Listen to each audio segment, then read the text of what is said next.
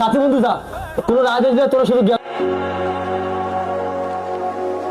বন্ধু নল চা খা। কি রে তুই চাল হয়েছিস কেমন করে? আমাকে খা কি আর করি।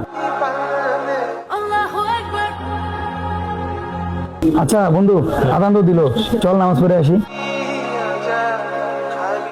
বন্ধু লো যাই, মসজিদে যাই।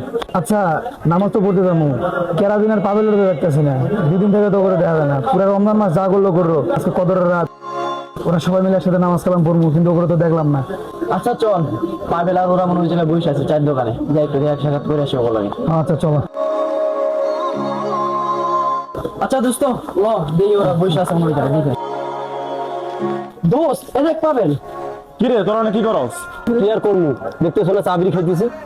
মানে দোস্ত এতে ইবাদতের রাত আজকে,